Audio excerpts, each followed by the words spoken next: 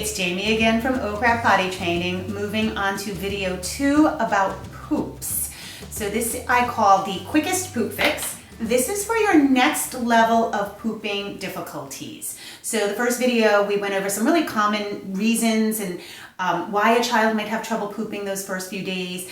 Remember, you're staying really calm, not feeding their anxiety. So this is for the next level, and this is really perfect for the child who does what I call the poop dance. So they know they have to poop, they understand the feeling, and they are walking around on tippy toes, and they just can't release it. This kid might sit on the potty and then, nope, I can't do it.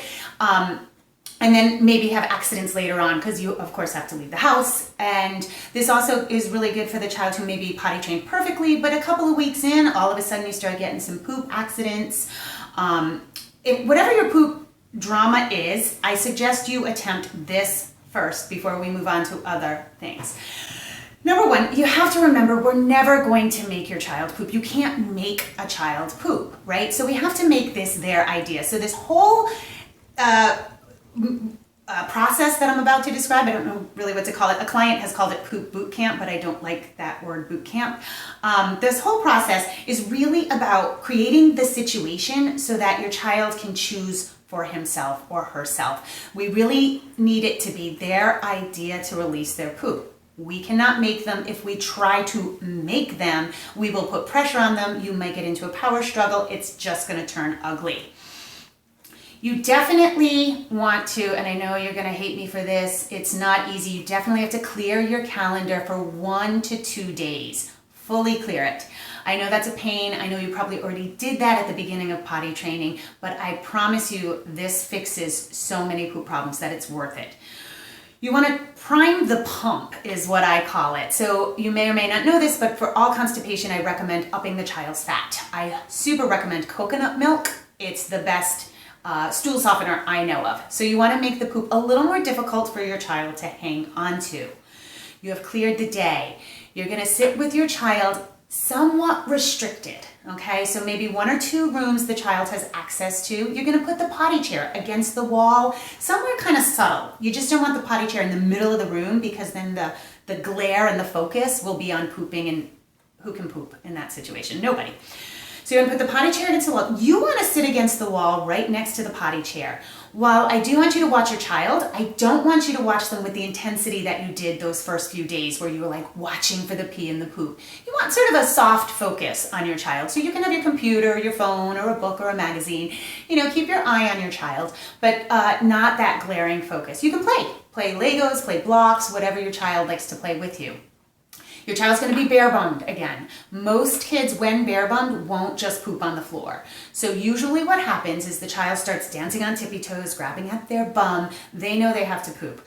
So what you want to do is you gently, really use soft tones and say, it's okay, I'm right here if you need me, you can sit. Your child might sit, your child might run, the child might sit and pop up. They might say, no. Okay, you can sit when you're ready. Very soft tones, very gentle, and you're going to repeat that ad nauseum all day long.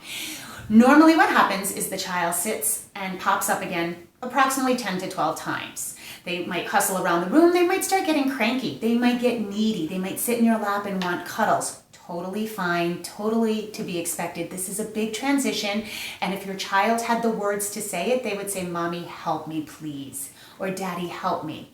So that's all they're saying, and so that's what you're going to provide, that help, gentle help. Sit with them. It's okay. You can come. It's okay when you're ready.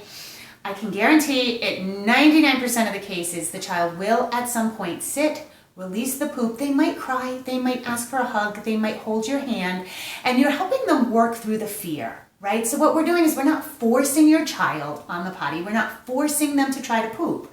We're working through their fear. And that's what I think is really important about this particular process. A child who's afraid to poop has some anxiety. So it's our job as parents to help them work through that and relieve their anxiety. Okay?